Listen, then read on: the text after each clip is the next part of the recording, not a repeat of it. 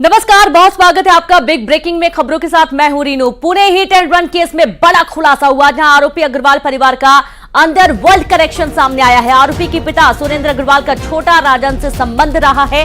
भाई के साथ संपत्ति विवाद में ली थी छोटा राजन की मदद। छोटा राजन के खास गुर्गे विजय से की थी बैंक में मुलाकात। तो आप ये देखिए कि हिट एंड रन का केस सामने आया है पुणे में, और इस पूरे मामले में एक के बाद एक बड़े खुलासे हो रहे हैं। और अभी जो खुलासा हुआ है वो हैरान करने वाला है, चौंकाने वाला है। आरोपी अग्रवाल परिवार का अंडरवर्ल्ड कनेक्शन सामने आया है। आरोपी के पिता सुरेंद्र अग्रवाल का छोटा राजन से संबंध होने की बात कही जा रही है। दरअसल भाई के साथ विवाद हुआ था, और विवाद के दौरान भाई के साथ संपत्ति विवाद में उसने छोटा राजन की मदद ली थी। छोटा राजन के खास गुर्गे विजय से बैंक में मुलाकात की गई थी, और ये पूरी जानकारी अब निकलकर सामने आ रही है कि अंडरवर्ल्ड डॉन से भी कनेक्शन इस अग्रवाल परिवार का सामने आ रहा है। पुणे हिट एंड रन का केस जिसमें बड़े खुलासे, आरोपी अग्रवाल परिवार का अंडरवर्ल्ड कनेक्शन निकलकर सामने आया है। तो देखिए, हिट एंड रन मामले में जो कि बहुचर्चित ये पूरा मामला अब हो चुका है, और इस पूरे मामले की जांच हो रही है। यहां तक कि जुवेनाइल जस्टिस आज फैसला भी सुनाने वाला है कि नाबालिग को बालिग की तरह ट्रीट किया जाए। इस पूरे मामले में खास गुर्गे विजय से मिलने बैंक पहुंचा हुआ था। अंडरवर्ल्ड कनेक्शन सामने आने के दौरान जानकारी कि आरोपी के पिता सुरेंद्र अग्रवाल का छोटा राजन से संबंध रहा है। जानकारी ये भी मिली है कि भाई के साथ जो संपत्ति विवाद हुआ था, उस विवाद के दौरान छोटा राजन की मदद ली गई थी। छोटा राजन के खास जो गुर्गे हैं विजय, उससे मुलाकात की गई थी बैंक में। और मुंबई से संवाददाता प्रशांत जुड़ गए हैं। प्रशांत, अंडरवर्ल्ड कनेक्शन सामने आ रहा है। Pune hit and run case में बड़ा खुलासा तो हो ही रहा है, अग्रवाल परिवार का अंडरवर्ल्ड कनेक्शन भी सामने आया। क्या कुछ और जानकारी मिल पाई अभी? जी बिल्कुल, देखिए ये विशाल अग्रवाल बहुत बड़ा बिल्डर है, पुणे में जाना माना नाम है, पैसे का रौब तो है ही उनके पास। और अब जांच में पुलिस को नए खुलासे भी आ रहे हैं। अजय भोसले करके नगर सेवक हैं पुणे के, जिनकी कुछ महीनों पहले हत्या हुई थी, और इसी मामले में छोटा राजन के शूटरों का इस्तेमाल विशाल अग्रवाल ने किया था। खासतौर पर आपको बता दूं कि जानकारी ये मिल रही है कि भाई के साथ विशाल का प्रॉपर्टी को लेकर के कुछ विवाद चल रहा था, और उसी मामले में उसने छोटा राजन के खास गुर्गों का संपर्क किया, और जिसके बाद उसने उनकी मदद से इस मामले में अजय भोसले पर फायरिंग करा। क्योंकि अजय भोसले जो है वो विशाल अग्रवाल के भाई के साथ खड़ा था, यानी विशाल अग्रवाल के अगेंस्ट खड़ा था। तो इसीलिए ये मामला सामने आ रहा है। और दूसरी बात मैं आपको बता दूं कि सबसे अहम बात, जिस तरह से कल देवेंद्र फडणवीस ने साफ तौर पर कहा कि जुवेनाइल जस्टिस एक्ट में जो प्रावधान दिया गया है कि अगर हीनियस क्राइम होता है तो 16 साल से 18 साल के उम्र के युवक को एक अडल्ट की तरह कंसीडर किया जाए, और उनके खिलाफ जो है कड़ी कार्रवाई की जाए, और वही ट्रायल चला जाए जो एक अडल्ट के खिलाफ चला जाता है। उस पे रिव्यू पिटीशन जो है अदालत में दी गई है। आज या कल उसमें फैसला आने की जरूरत है, आ भी जाएगा। और साथ ही देवेंद्र फडणवीस ने यह भी साफ कर दिया है कि अगर कोर्ट जिस तरह से पहले इनकी याचिका को खारिज किया था पुलिस की, तो उसे लेकर के वो ऊपरी अदालत का भी रुख करेंगे। यानी कुल मिलाकर देखा जाए, इस मामले में कोई भी लापरवाही पुलिस की तरफ से नहीं बरती जा रही, और साथ ही साथ प्रशासन भी जो है अब एकदम सख्त रवैये की तरह से इस मामले की जांच कर रही है। और आपको बता दें कि इस मामले में एफआईआर में 5 लोगों का नाम जिक्र है। जो आरोपी युवक है उसके साथ उसके पिता विशाल अग्रवाल का नाम है, साथ ही 3 वो लोग हैं जो पब के मालिक और वहां के मैनेजर है। उनको तो 24 तारीख तक पुलिस कस्टडी में भेज दिया गया है, लेकिन अभी आज जो है विशाल अग्रवाल को अदालत में पेश किया जाएगा, और रिमांड के लिए देखना ये होगा कि अदालत में क्या कुछ तथ्य रखा जाता है। ठीक है प्रशांत, बहुत शुक्रिया आपका तमाम जानकारी विस्तार से देने के लिए। पुणे में नाबालिग की लग्जरी कार से 2 लोगों को कुचलने के मामले में राजनीति शुरू हो चुकी है। विपक्ष महाराष्ट्र सरकार पर हमलावर है, तो वहीं महाराष्ट्र सरकार ने इस मामले में सख्त से सख्त सजा का आश्वासन दिया है।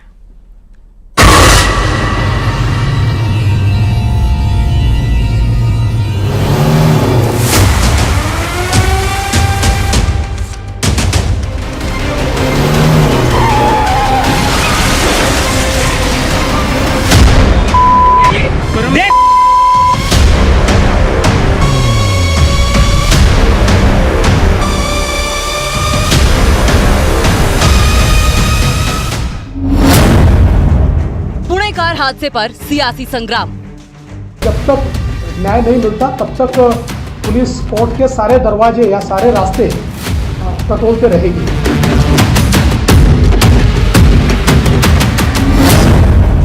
विपक्ष का महाराष्ट्र सरकार पर हमला। पुलिस कमिश्नर कौन है? ये पुलिस कमिश्नर सस्पेंड करो, नहीं तो पुणे की जनता को सड़क पर उतरना होगा।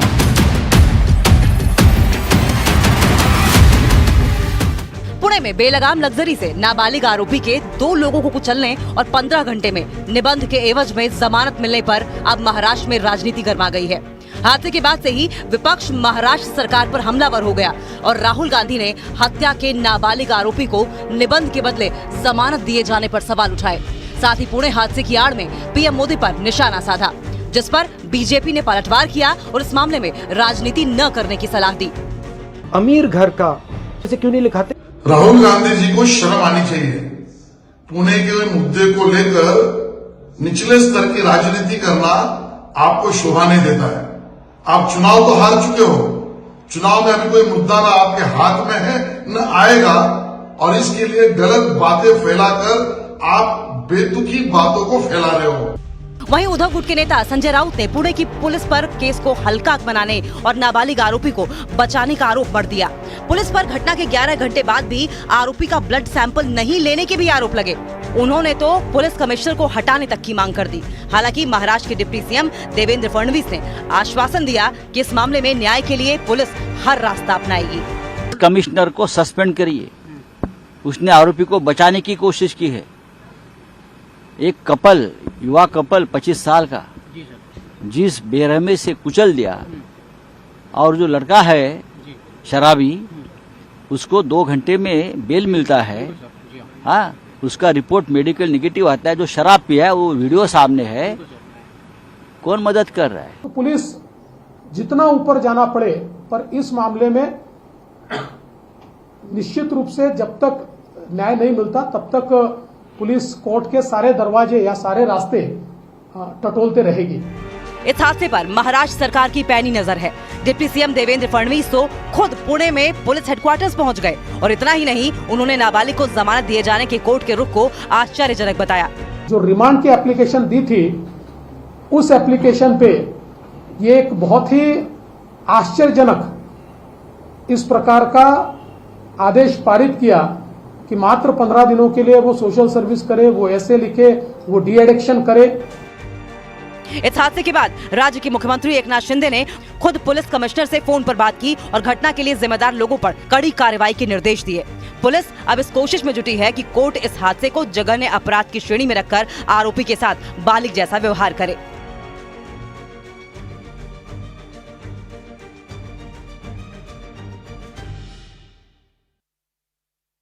खबर ग्वालियर से, जहां पर बदमाश की करतूत का मामला सामने आया। टीआई के भाई के घर पर फायरिंग की गई। फायरिंग की वारदात सीसीटीवी में कैद हो गई। पुलिस ने आरोपी को गिरफ्तार कर लिया। मामूली रंजिश में फायरिंग की घटना को अंजाम दिया गया था। बड़ी खबर आपको दे रहे हैं ग्वालियर से, जहां पर बदमाश की करतूत सामने आई। टीआई के भाई के घर पर फायरिंग की गई है। फायरिंग की वारदात सीसीटीवी में कैद हो गई। पुलिस ने आरोपी को गिरफ्तार कर लिया। मामूली रंजिश में फायरिंग की घटना को अंजाम दिया गया है। और ये देखिए, एक सीसीटीवी वीडियो भी सामने आया है जिसमें एक युवक फायरिंग करता हुआ नजर भी आया है।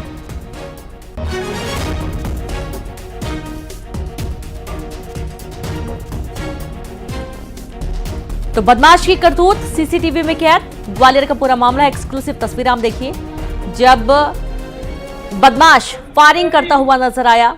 और संवाददाता सुशील कौशिक जुड़ गए हैं। सुशील, बदमाश फायरिंग करता हुआ नजर आ रहा है। टीआई के भाई के घर पर इसने फायरिंग की थी, क्या कुछ कारण थे? फायरिंग क्यों की गई थी?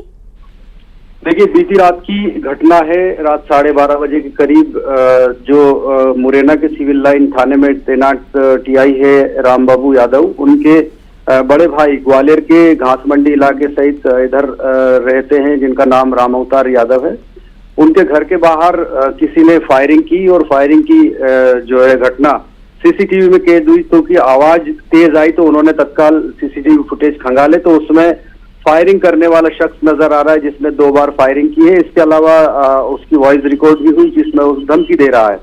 इस फुटेज के आधार पर फरियादी ने थाने में शिकायत की और तत्काल जो आरोपी उसमें दिख रहा था, आनंद कमरिया, जो घास मंडी इलाके का ही रहने वाला बताया जा रहा है जी, उसको पुलिस ने राउंड अप कर लिया है और अब उससे हथियार के बारे में पूछताछ कर रही। प्रारंभिक तौर पर पुरानी कोई रंजिश नहीं है, लेकिन तात्कालिक कोई घटनाक्रम है जिसके चलते ये फायरिंग इस आरोपी ने की है और आरोपी से इस वारदात के सिलसिले में पुलिस पूछताछ कर रही ताकि हथियार भी उससे बरामद करने का प्रयास किया जाए। वाकई में, और सबसे बड़ा सवाल ये कि कानून व्यवस्था कोई खौफ नहीं है। क्या ये आदतन अपराधी, ये भी एक बड़ा सवाल है सुशील। और क्या इसने जो हथियार है, किस तरीके से इसके पास हथियार पहुंचा, कोई डर नहीं। और जैसे वो बंदूक चला रहे हैं, यहाँ से साफ पता चलता है कि उसके अंदर किसी भी तरीके का कोई खौफ नहीं है। सुशील, बहुत शुक्रिया आपका तमाम जानकारी साझा करने के लिए।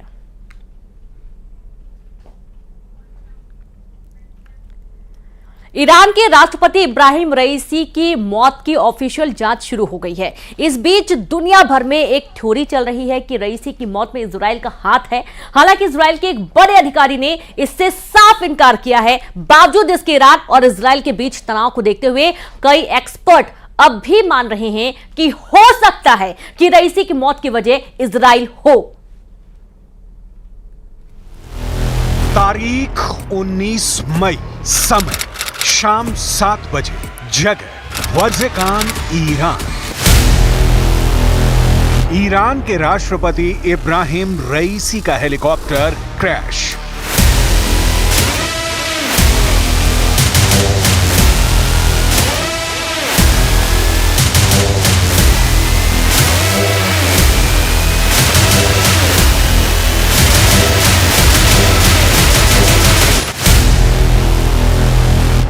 ये वही जगह है जो इजराइल की खुफिया एजेंसी मोसाद का गढ़ मानी जाती है। लिहाजा सवाल उठ रहे हैं कि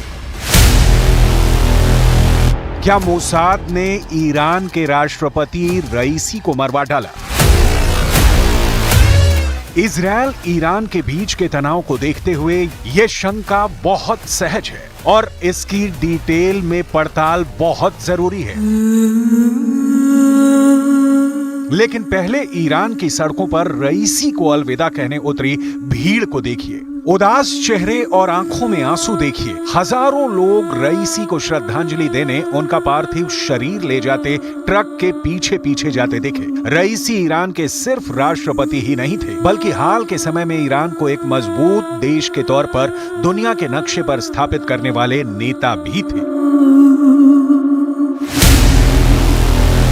इसीलिए सवाल उठ रहे हैं कि क्या इजराइल ने रईसी को मरवा दिया? ईरान उन देशों में शामिल है जिसने इजराइल के अस्तित्व को हर दम चुनौती दी है। मुस्लिम देशों में ईरान नंबर 1 है, जो इजराइल के लिए परेशानी का कारण रहा है। लिहाजा रईसी की मौत की सुई स्वाभाविक रूप से इजराइल की ओर मुड़ती है। यहाँ हम शक के उन 6 कारणों को समझने की कोशिश करते हैं जिसके तहत कहा जा रहा है कि रईसी की मौत में इजराइल का हाथ है। शक की वजह नंबर 1, इजराइल ईरान का दुश्मनी वाला रिश्ता। दावा किया जा रहा है कि प्रेसिडेंट के हेलीकॉप्टर को स्पेस लेजर तकनीक के सहारे जमींदोज कर दिया गया, लेकिन इसकी पुष्टि नहीं की जा सकती। दूसरी ओर कारण यह भी गिनाया जा रहा है कि पिछले 7 अक्टूबर को हमास की ओर से इजराइल पर किए गए हमले में भी ईरान का हाथ होने की बात कही गई थी और इसी का इजराइल ने बदला लिया है। लेकिन यहाँ यह स्पष्ट करना जरूरी है कि इजराइल के एक बड़े अधिकारी ने इसका खंडन किया है। शक की वजह नंबर 2, इजराइल विरोधियों को ईरान का समर्थन। आतंकी संगठन हिजबुल्लाह हो या यमन के हूथी विद्रोही या फिर हमास, ईरान इजराइल के खिलाफ इन सारे संगठनों को समर्थन देता रहा है। ये एक बड़ी वजह बताई जा रही है। इसीलिए रईसी को इजराइल ने मरवाया होगा, लेकिन ये महज कयास है। शक की वजह नंबर 3, अजरबैजान के करीब हादसा। हेलीकॉप्टर क्रैश को लेकर सवाल इसलिए भी गहरा है क्योंकि हादसे वाली जगह अजरबैजान के करीब है और इत्तेफाक से अजरबैजान के इजराइल के अच्छे रिश्ते हैं। सच पूछिए तो मुस्लिम देशों में सिर्फ अजरबैजान है जिसके रिश्ते इजराइल से अच्छे रहे हैं। अजरबैजान की आर्मेनिया से दुश्मनी है और ईरान आर्मेनिया का समर्थन करता रहा है। शक की वजह नंबर 4, इजरायल का टारगेट ईरान। एक्सपर्ट का मानना है कि इजरायल ईरान में मिलिट्री और न्यूक्लियर साइट्स को टारगेट पर लेने की कोशिश करता रहा है। इसका कारण ईरान का इजरायल के प्रति रवैया है, जो इजरायल के बारे में कहता है कि अरबों की जमीन पर यहूदी देश होने का क्या मतलब है। लेकिन देखने वाली बात है कि रईसी की मौत की साजिश में हाथ होने का मतलब इजरायल का सीधे ईरान के खिलाफ ऐलाने जंग करना होगा, और इजरायल ऐसा नहीं चाहेगा। शक की वजह नंबर 5, 3 में से सिर्फ एक रईसी का हेलीकॉप्टर क्रैश। सवाल उठ रहे हैं, जब मौसम खराब था तो रईसी के काफिले में शामिल 3 हेलीकॉप्टरों में से 2 कैसे बच गए और सिर्फ रईसी वाला हेलीकॉप्टर क्रैश कैसे हो गया? कहा तो यह भी जा रहा है कि मौसम उड़ान के अनुकूल नहीं था, तो रईसी को 150 किलोमीटर तक सड़क मार्ग से क्यों नहीं ले जाया गया? जाहिर है इन सवालों का जवाब जांच पूरी होने के बाद ही मिल सकेगा। शक की वजह नंबर 6, इजरायल की अप्रैल वाली एयर स्ट्राइक। अप्रैल महीने में सीरिया की राजधानी दमिश्क में इजरायल की ओर से किए गए एक हवाई हमले में ईरान के ब्रिगेडियर जनरल मोहम्मद रेजा समेत एक अफसर की मौत हो गई थी। ईरान का गुस्सा इसके बाद चरम पर था, जिसका जवाब ईरान ने इजरायल पर मिसाइलें दाग कर दिया था। लेकिन ध्यान देने वाली बात यह है कि इजरायल ने अब तक इसका डायरेक्ट जवाब नहीं दिया है।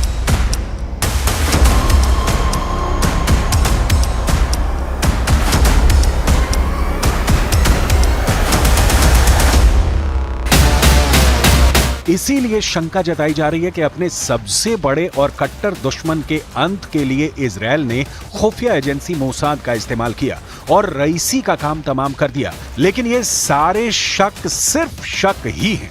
जब तक क्रैश होने की असली वजह का पता नहीं चल जाता, इजरायल के हाथ नहीं होने के कारण भी गिनाए जा रहे हैं, लेकिन कुछ भी ठोस नहीं कहा जा सकता। इन सबके बीच रईसी के लिए ईरान में लोग ही लोग उमड़े हैं।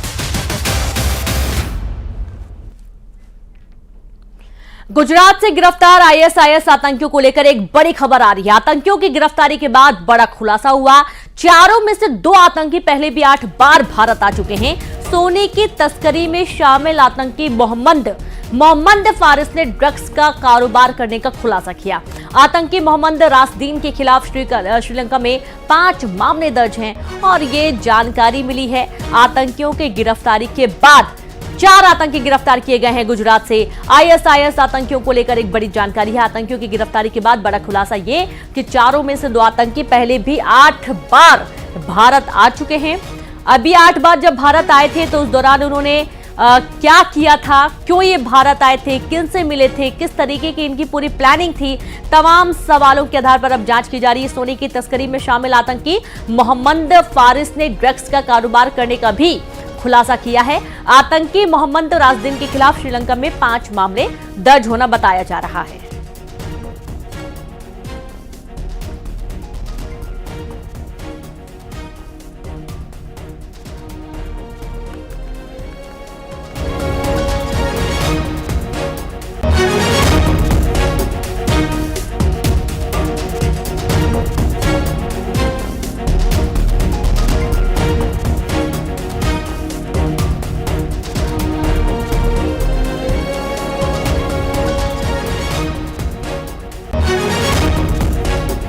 तो गिरफ्तार 4 आतंकियों ने पर्दाफाश किया है और इनमें से जो 2 आतंकी पहले भी 8 बार भारत आ चुके हैं। ये भारत जब आए इस दौरान इन्होंने क्या किया, किससे मुलाकात की, किस तरीके की इनकी प्लानिंग थी, तमाम सवाल खड़े हो रहे हैं। रासदीन पर श्रीलंका में 5 केस दर्ज हैं, ऐसा कहा जा रहा है।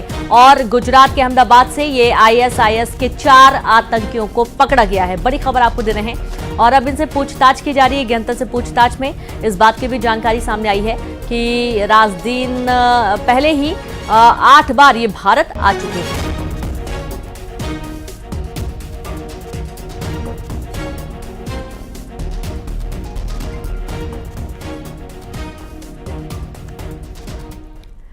तो आईएसआईएस आतंकियों को गिरफ्तार करने के बाद चौंकाने वाली जानकारी मिल रही है। 8 बार इनमें से 2 आतंकी पहले भी भारत आ चुके थे। सोने की तस्करी के साथ साथ ड्रग्स का कारोबार करने का खुलासा हुआ है और क्या कुछ जानकारी निकलकर सामने आई है, इस रिपोर्ट में देखिए।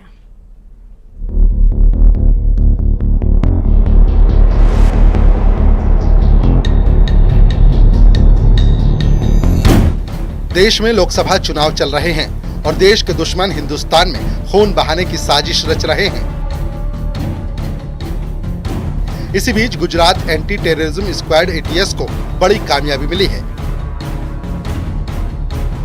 अहमदाबाद एयरपोर्ट से ISIS के इन 4 आतंकियों को गिरफ्तार किया गया है। चारों की पहचान मोहम्मद नुसरत, मोहम्मद गुफरान, मोहम्मद फारिस और मोहम्मद नसदीन के तौर पर हुई है। ये चारों श्रीलंका के नागरिक बताए जा रहे हैं जो ISIS के सक्रिय सदस्य हैं। आतंकी गतिविधि को अंजाम देने के लिए ये भारत की धरती पर पहुंचे, लेकिन इससे पहले कि ये अपनी साजिश में कामयाब हो पाते, गुजरात ATS ने इन्हें धर दबोचा। सभी आतंकी श्रीलंका से पहले चेन्नई पहुंचे और उसके बाद ये अहमदाबाद आए। ये बात भी सामने आ रही है कि इन आतंकियों का हैंडलर पाकिस्तान में बैठा है। कहा जा रहा है कि ये सभी आतंकी हमले को अंजाम देने के लिए अपने हैंडलर का अगले आदेश का इंतजार कर रहे थे, जहां से इनको हथियार भी मिलने वाले थे, लेकिन इनकी साजिश मिट्टी में मिल गई। फिलहाल ATS इनके नापाक मिशन के बारे में पूछताछ कर रही है। जांच पड़ताल से साफ हो जाएगा कि आतंकियों के टारगेट पर कौन से शहर थे। आतंकियों के अहमदाबाद से पकड़े जाने के बाद गुजरात पुलिस अलर्ट मोड में आ गई है। आतंकवादी प्रतिबंधित संस्था इस्लामिक स्टेटના સક્રિય સભ્યો છે અને એ 4 લોકો સંપૂર્ણપણે આઈસિસની જે આઈડિયોલોજી છે એ આઈડિયોલોજીમાં રેડિકલાઇઝ થઈ ગયા છે। पिछले साल अगस्त में भी ATS ने अलकायदा से संबंधों के आरोप में राजकोट से 3 लोगों को गिरफ्तार किया था। आतंकी संगठन ISIS भारत में अपने पैर पसारने के लिए काफी वक्त से कोशिश कर रहा है, लेकिन सुरक्षा एजेंसियों की मुस्तैदी से इनके मंसूबों पर तगड़ा प्रहार हो रहा है। Bureau report, news 18।